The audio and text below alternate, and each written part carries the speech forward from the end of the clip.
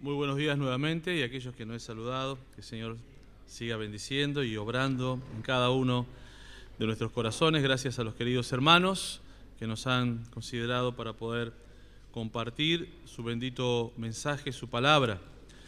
Y hoy nos toca seguir abordando la declaración de fe en su punto número 11 desde marzo, que hemos comenzado. Ya hemos recorrido 10 de esos puntos importantísimos que creemos. El número 11, permítame que lo lea completamente y luego avanzamos sobre el mensaje. Dice así: creemos que las buenas obras deben ser la evidencia de la nueva vida y deben adornar constantemente la vida del cristiano. Si bien no se gana la salvación haciendo buenas obras, urge que demuestre mediante sus buenas obras la salvación que ya tiene. La Escritura enseña inequívocamente que el cristiano fue creado en Cristo Jesús para buenas obras, las cuales Dios preparó de antemano para que anduviésemos en ellas. Efesios 2:10, el texto central en esta mañana.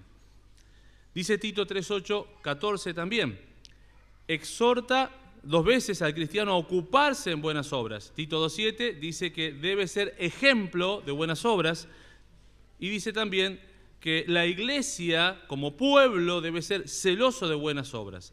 Hebreos 10:24 enseña que los cristianos deben estimularse al amor y a las buenas obras, y Colosenses 1:10 dice que el cristiano debe llevar fruto en toda buena obra. Y como decíamos, vamos a avanzar. Les invito a buscar entonces Efesios 2, 8 al 10.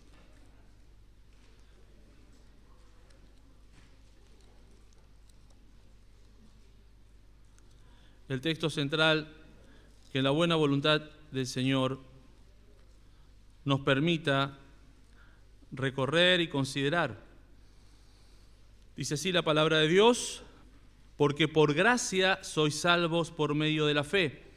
Y esto no de vosotros, pues es don de Dios, no por obras, para que nadie se gloríe. Porque somos hechura suya, creados en Cristo Jesús para buenas obras, las cuales Dios preparó de antemano para que anduviésemos en ellas.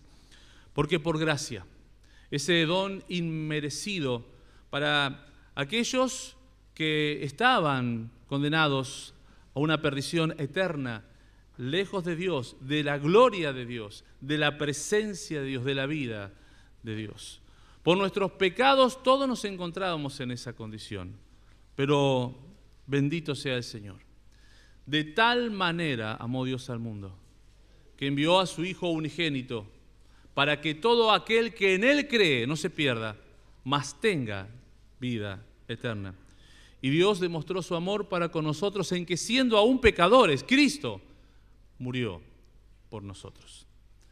Esto es la demostración de la gracia de Dios. Dios tomó la iniciativa para venir a salvarnos. Nuestra parte, todos nuestros pecados, rendidos, reconociendo lo que éramos ante el pie de la cruz, ante el Señor Jesucristo. Y como dice este texto, por medio de la fe, esto es, la mano vacía que toma el regalo de la salvación y lo apropia, y lo hace propio, lo hace de uno. Es lo único. Nada pudimos ni podemos aportar para la salvación. Absolutamente nada. Sería una ofensa a todo lo que Dios ya ha hecho para que podamos ser salvos. Entregar la vida de su propio Hijo, el Señor Jesucristo. Yo no sé si todos los que estamos aquí o los que nos están viendo y oyendo desde sus hogares o en la grabación han tomado esta decisión de fe, de creer el mensaje de la palabra de Dios, de decirle a Dios que tiene razón en lo que Él dice, de reconocer nuestra condición de pecadores. No conozco tu corazón, Dios sí lo conoce. Pero si en esta mañana te encontrás en esta situación, es una muy buena ocasión para decirle sí a Dios. Porque hoy es el día de salvación. Hoy. no mañana. No somos dueños del mañana. No somos dueños de un solo latido de nuestro corazón. Hoy es el día que Dios te está invitando para recibir ese regalo de gracia que es la salvación, inmerecida, pero sublime, por medio de Cristo. Por gracia sois salvos. Y esto no de vosotros. Esto está hablando de la salvación. Esto no de vosotros, pues es un don, es un regalo de Dios, no por obras, para que nadie se gloríe, porque somos hechura. Ahí la palabra es poema. Es este poema de Dios, que somos todos aquellos que hemos reconocido a Cristo como nuestro Salvador y nuestro Señor, creados en Cristo Jesús para buenas obras. Vamos a hablar de esto en su buena voluntad en esta mañana. Para buenas obras, no dice por, para, las cuales Dios preparó de antemano para que anduviésemos en ellas. Buenas obras, somos obreros. Desde el momento en que recibimos a Cristo, desde el momento en que el Señor toma completamente nuestras vidas, nos rendimos a Él, como decíamos en la primera parte, en la cena del Señor, para que el Espíritu Santo haga esa obra de perfección en cada uno de nosotros. Ahora somos obreros. Y esto me hacía pensar en el texto que don Rodolfo me dejó antes de comenzar este ministerio que llevamos adelante con los hermanos. Le digo, don Rodolfo, ¿qué texto me podría dejar para considerar a lo largo de todo el recorrido en que podamos servirle al Señor en este ministerio, en esta obra? 2 Timoteo 2:15, me dijo don Rodolfo. Procura con diligencia presentarte a Dios aprobado, como obrero, que no tiene de qué avergonzarse, que usa bien la palabra de verdad. Es lo primero que me vino a la mente, me recordó. Y mire, esto también nos tiene que llevar a una profunda reflexión, porque si el apóstol le aconsejaba a su hijo espiritual Timoteo, procura presentarte a Dios aprobado, quiere decir que como obreros, ¿podemos ser desaprobados? El apóstol Pablo tenía este temor reverente. Fíjense, por favor, acompáñenme también, 1 Corintios 9:26. 1 Corintios 9:26 y 27.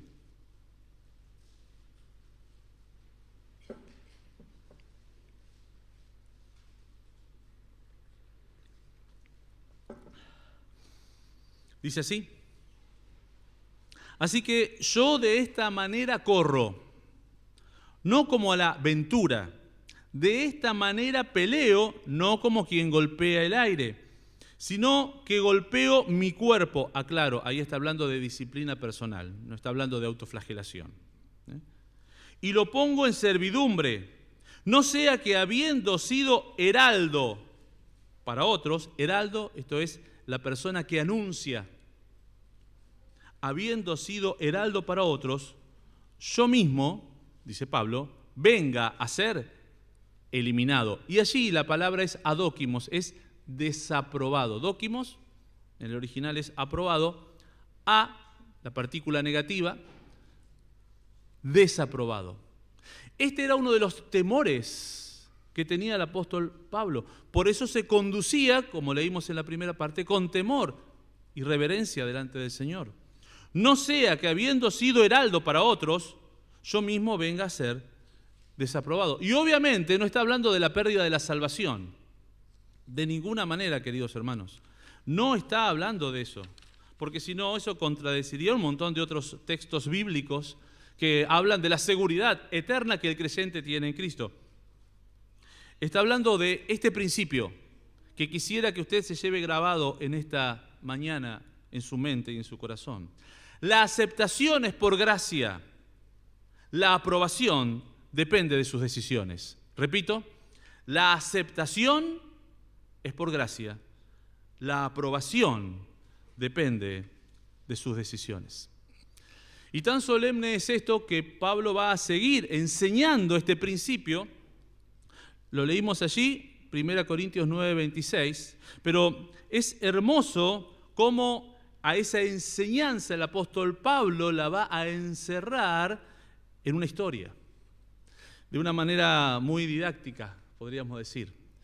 ¿Por qué digo esto? Porque cuando seguimos con la lectura en 1 Corintios, pero el capítulo 10, acompáñenme por favor allí, a continuación, 1 Corintios capítulo 10, él va a decir con toda claridad que cosas que ocurrieron en la antigüedad a su pueblo tienen que ver con que fueron rescatados por Dios, fueron aceptados, pero no pudieron entrar en la tierra prometida, no fueron aprobados para lograr ese cometido, por lo menos esa primera generación. Y esto es solemne, queridos hermanos, y es lo que en esta mañana quería compartirles. ¿Cuántos privilegios tuvo Israel? Enormes, enormes privilegios, lo vamos a ver.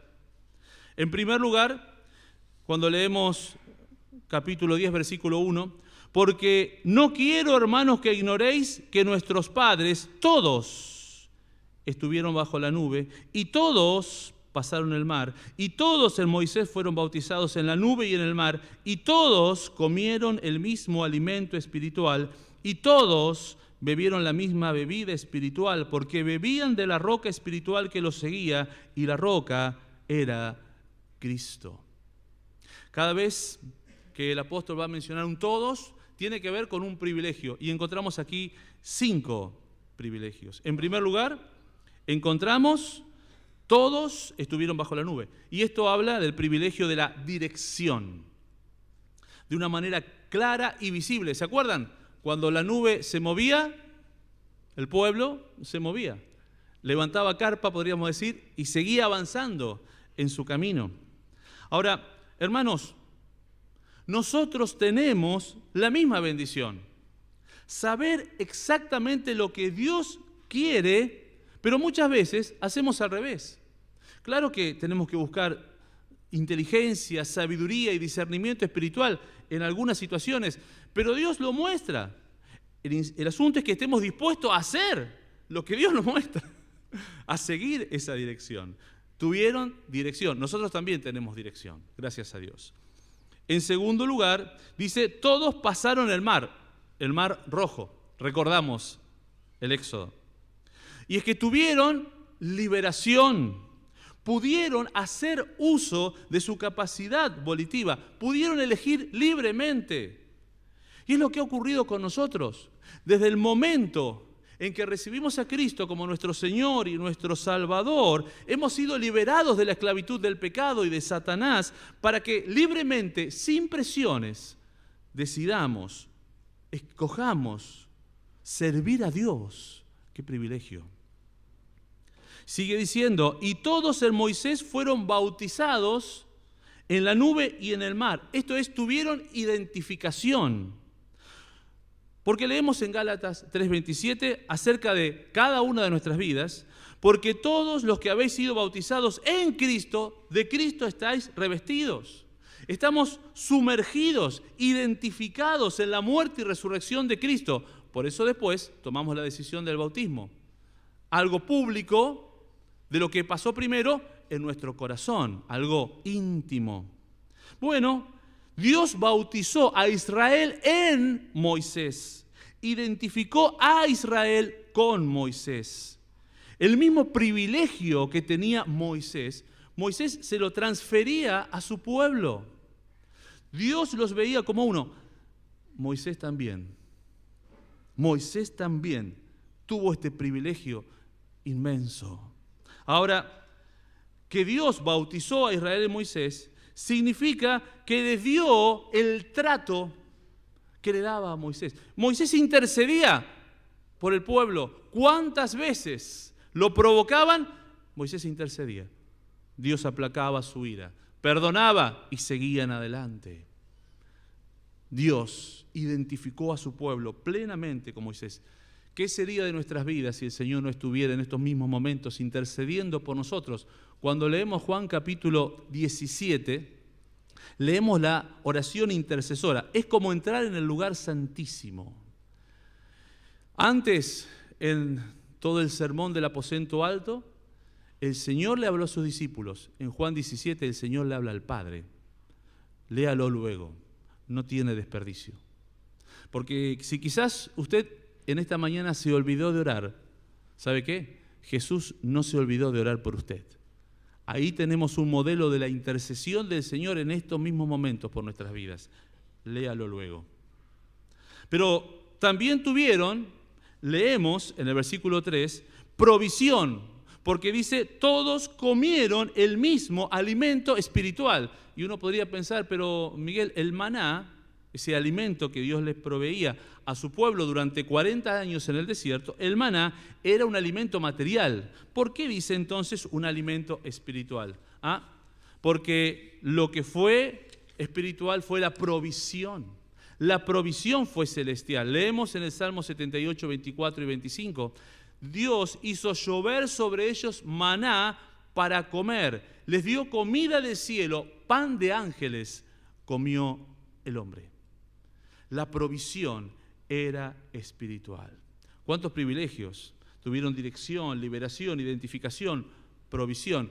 Pero también tuvieron protección. Porque dice, no solamente que bebían de la roca, sino que dice que la roca era Cristo. El Señor mismo iba con ellos en su recorrido por el desierto. Tuvieron la protección del Señor. Ahora, son las mismas bendiciones que tenemos cada uno de nosotros. ¿Saben qué? Nosotros también podemos comer de ese maná, porque Cristo dijo, yo soy el pan que vino del cielo. Y no estoy hablando de la cena del Señor, estoy hablando de alimentarnos de Él, de Cristo. Y cuando dice que bebieron de la bebida espiritual y la roca era Cristo, ¿cuántas veces en el desierto de la roca salió un manantial? Miren, en Cristo encontramos esa fuente que salta para vida eterna. Según Juan 7, 37 y 38, cuando venimos a Él dice, si alguno tiene sed, venga a mí y beba. A los que creen, como dice la Escritura, de su interior correrán ríos de agua viva. Es el mismo privilegio que tenemos, al igual que Israel, queridos hermanos. Pero miren, el versículo 5 es el centro de este mensaje en esta mañana. El versículo 5 nos va a decir, pero de los demás de ellos no se agradó Dios, por lo cual quedaron postrados en el desierto. ¿Pero cómo? Tantos privilegios, tantas bendiciones espirituales y materiales. ¿Qué pasó? Es lo que va a seguir diciendo el apóstol. Y es que como narró 5 privilegios, ahora va a narrar 5 pecados que ellos cometieron, que los llevaron inexorablemente a la desaprobación de sus vidas. Va a decir, fíjense, al final del versículo 5, por lo cual quedaron postrados en el desierto, mas estas cosas sucedieron, versículo 6, como ejemplos para nosotros. Como ejemplos para nosotros. Y es que Pablo va a hacer algo sumamente inteligente. Él va a conectar la historia de Israel con lo que le estaba pasando en esos momentos a los corintios. Pero nosotros hacemos la conexión con lo que nos puede llegar a pasar a nosotros hoy. Tenemos la autoridad de la palabra de Dios, el permiso de la palabra de Dios para hacer eso. Porque dice que todo esto aconteció como ejemplo para nosotros. Para nosotros. Por eso lo podemos tomar. ¿Para qué? Para que nosotros, dice, no codiciemos cosas malas como ellos codiciaron. El primero de los pecados. Codiciaron. Miren, cuando se habla de codicia, muchas veces se puede hablar de bienes materiales. Se codician bienes materiales, dinero, casas, un fin de semana, un auto 0 kilómetro. Pero miren, no es el único tipo de codicia. No, de ninguna manera. En estos momentos en el mundo podríamos decir que la codicia es una moneda corriente. Y en pos de avanzar cada día más y de escalar cada día más, muchas veces se pisotean a las otras personas. Ahora, en este caso, los israelitas en el desierto ¿Qué codiciaron? Éxodo 11:4. Y la gente extranjera que se mezcló con ellos tuvo un vivo deseo, y los hijos de Israel también volvieron a llorar y dijeron: ¿quién nos diera a comer carne? La carne, esta vez va a aparecer en este relato. Y obviamente está hablando de ese deseo insatisfecho. Uno podría decir, Miguel, pero en ese tiempo estaba hablando de carne en sentido literal. Bueno, pero nosotros lo podríamos hablar con todos los apetitos carnales, con todos los apetitos que hoy en día se ofrecen en este mundo. Y podemos llegar a codiciarlos. Pablo dice, no codiciemos como ellos. No está hablando de no ir a la carnicería, no. Está hablando de los apetitos que batallan contra el alma. La carne. Me acuerdo, es un precioso texto, Éxodo 30:32, cuando Dios le da a Moisés las instrucciones para hacer el aceite de la santa unción, con la cual debían ser ungidos el sumo sacerdote, sus hijos, más adelante los reyes. Dice esto: el aceite de la santa unción sobre carne de hombre no será derramado, ni haréis otro semejante conforme a su composición. Santo es, y por santo lo tendréis vosotros. Miren, cuando se habla del aceite de la santa unción, está prefigurando lo que iba a ser el Espíritu Santo. Ahora, para que el Espíritu Santo obre en nuestras vidas, no se puede mezclar con la carne. No tiene que tocar la carne. Es más, la carne no le puede servir a Dios. La carne tiene que ir a la cruz todos los días. Cuidado, querido, con las codicias. Porque quizás no codiciamos posesiones, pero quizás podamos codiciar posiciones. Esto es, querer ocupar un lugar, querer tener un reconocimiento, querer tener determinados dones. Cuidado, queridos, porque por la codicia hubo un pueblo que fue desaprobado. Segundo lugar, versículo 7, dice, ni seáis idólatras como algunos de ellos. Cada vez que está esa palabra, ellos, a continuación viene relatado el pecado que los llevó a la desaprobación. Y ahora está hablando de la idolatría. Ni seáis idólatras. ¿Recuerdan Éxodo 32? Moisés demoraba mucho tiempo en el monte esperando las instrucciones, las tablas de la ley. Allí lo presionaron a Aarón y le dijeron, haznos dioses, haznos dioses. Y allí Aarón, presionado por la multitud, les pide el oro, los arcillos que trajeran. Dice que los arrojó en el fuego y allí salió un becerro. Ese becerro, el buey Apis, que tanto tiempo habían visto en Egipto. Uno de los dioses de Egipto. Ahora, fíjense cuál fue la consecuencia. Dice el versículo 7. Según está escrito, se sentó el pueblo a comer y a beber, y se levantó a jugar. Cuando leemos esto, pero ¿cómo a jugar? ¿Es un fútbol allí? No. Esa palabra jugar allí es un eufemismo, que es una figura literaria que está utilizado reemplazando esa palabra por otra que sería mucho más gruesa, una palabra que sería mucho más degradante. Es un eufemismo. En realidad nosotros sabemos cómo sigue la historia. Ellos se levantaron luego de adorar al buey, cosa horrenda, abominable delante de Dios, y empezaron a festejar. Se armó una fiesta, podríamos decir entre comillas, y entre danzas y danzas, esas danzas los llevaron poco a poco a diversiones sexuales paganas, luego de ese festejo excesivo. Con eso tenía que ver la idolatría.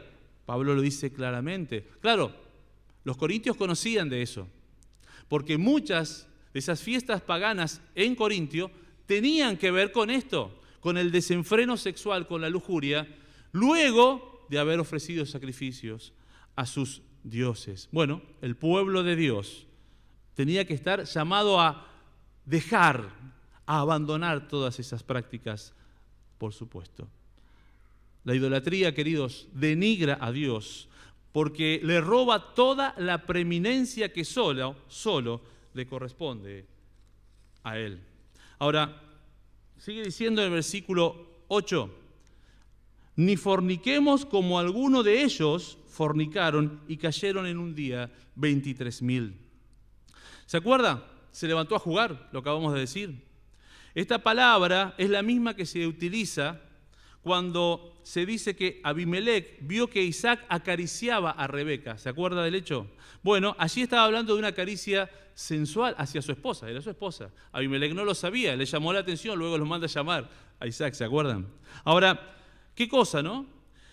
Habían sido convocados los israelitas a una convocación religiosa, entre comillas, ¿no? Religiosa, que luego se degeneró en movimientos sensuales orgiásticos. ¿Por qué? Por rechazar el carácter santo de Dios. Se hicieron un Dios a su propia imagen. Claro, era un becerro, una estatua de oro. ¿Qué demandas morales tenía una estatua de oro sobre sus vidas? Ellos se hicieron un Dios que les permitiera autoindulgencia, autoperdón, manipular a ese Dios a su medida. Se hicieron un ídolo. Cuidado, queridos hermanos. Dios es santo y exige de nuestras vidas santidad. La santidad es la cara visible de la salvación, no es una opción. Por lo tanto, cuidado, no sea que nuestro Dios se transforme en un ídolo con las características de este becerro de oro, que no demandaba nada, que no les llamaba la atención, que no disciplinaba, que no castigaba. Ojo, hermanos, porque por la idolatría un pueblo aceptado fue desaprobado. Pero en tercer lugar, dice, versículo 9, ni tentemos al Señor, como también algunos de ellos tentaron y perecieron por las serpientes. Pablo hace alusión a lo que ocurrió en Números capítulo 21, ¿se acuerdan? Los israelitas dudaron de la bondad y del plan que Dios tenía para sus vidas, por el cual los había llevado al desierto, pero luego irían a la tierra prometida. Bueno, desconfiaron de Dios. En ese sentido, tentaron a Dios. Pensaron en su corazón que el protector divino, la roca espiritual, les había hecho eso, pero les estaba fallando. No era el Dios santo, sublime, que decía. Tentaron a Dios. Y hay algo que a mí me impacta muchísimo. Despreciaron el maná. Dice en Números 21:5, con desprecio, con mucho desprecio.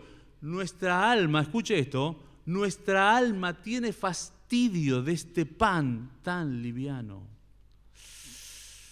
¿Qué habrá sentido Dios cuando escuchó eso? Eso es tentar a Dios. Eso es provocar a Dios, su bondad y su amor. ¿Cómo le van a decir eso? ¿Cómo le va a decir nuestra alma, no nuestro estómago? Nuestra alma tiene fastidio de este pan tan liviano. Y es todavía más tremenda la comparación cuando pensamos que ellos estaban diciendo eso de Cristo. Estaban diciendo eso de Cristo, queridos. Nuestra alma tiene fastidio. Oh, ¿cómo no van a quedar en el desierto? ¿Cómo una generación que se apartó tanto, que quedó depravada, no va a sufrir la disciplina de Dios y va a quedar en el desierto? Pero dice más, dice el versículo 10, ni murmuréis como algunos de ellos murmuraron y perecieron por el destructor. Ahora, murmuraron, ¿contra quiénes? Lo recordamos, contra Dios y contra Moisés, Números 21:5. Ahora, ¿por qué descalificar a los líderes? Hablar mal, en este caso de Moisés, ¿los calificaba al pueblo para llegar a un lugar de responsabilidad mayor? Descalificar a los líderes, hablar mal, murmurar, ¿promueve a alguien?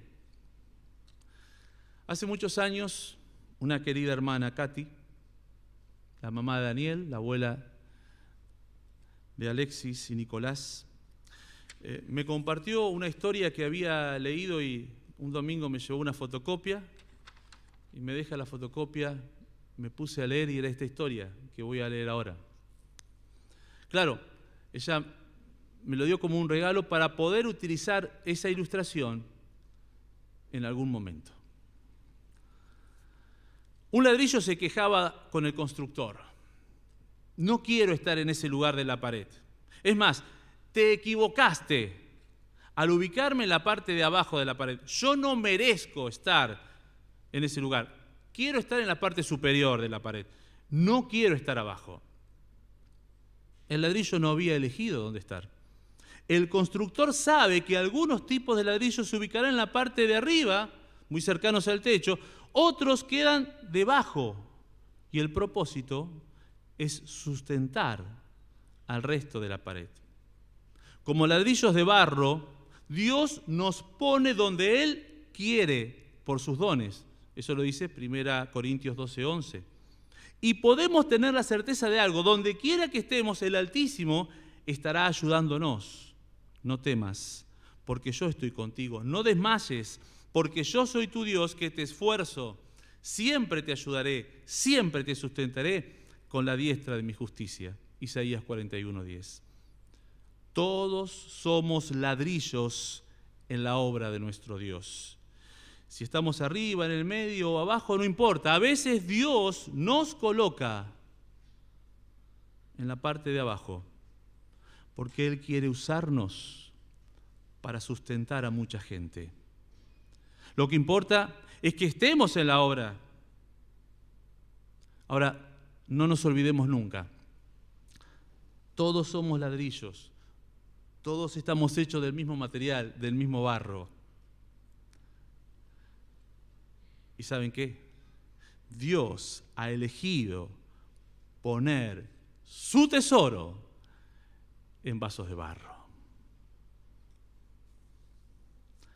Agradecerle a Katy por esta lectura.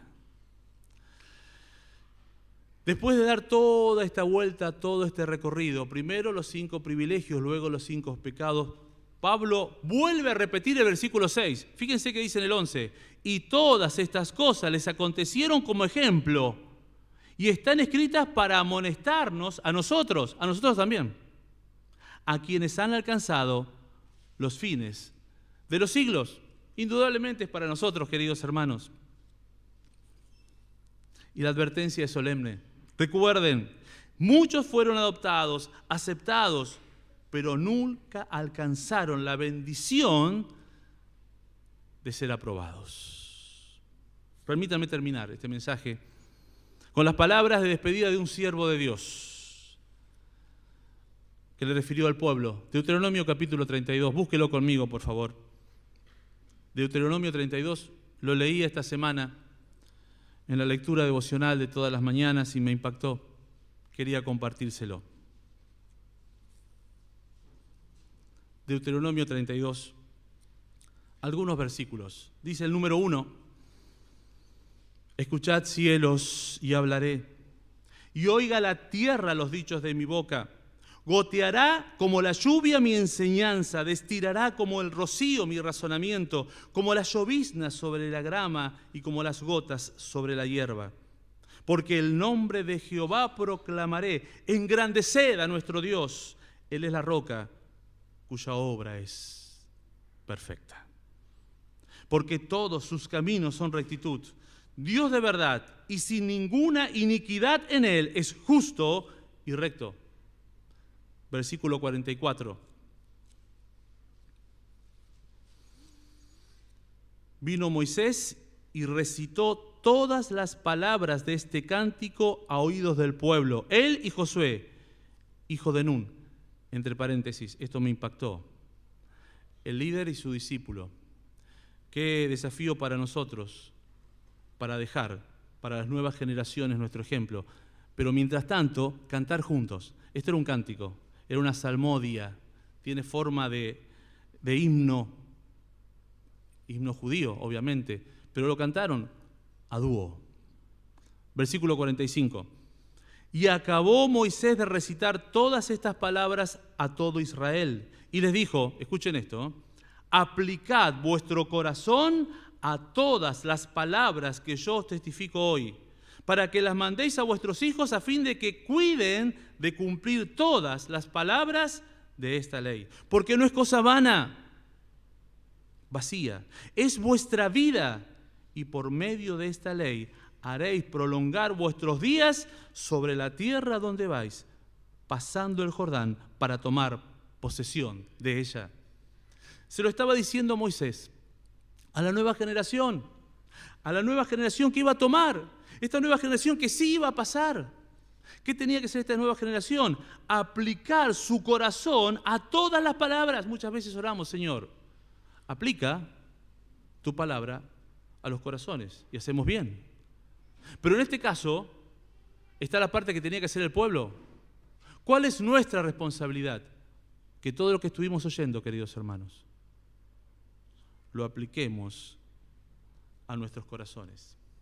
Ellos, esa nueva generación, iba a tener el privilegio de entrar y poseer la tierra prometida a sus ancestros. Nosotros, cada uno de los que estamos aquí, tenemos el privilegio de andar en las buenas obras que Dios preparó de antemano para que andemos en ellas. Oramos. Señor Dios nuestro, cuántas cosas tenemos para agradecer, porque somos tan privilegiados, Padre.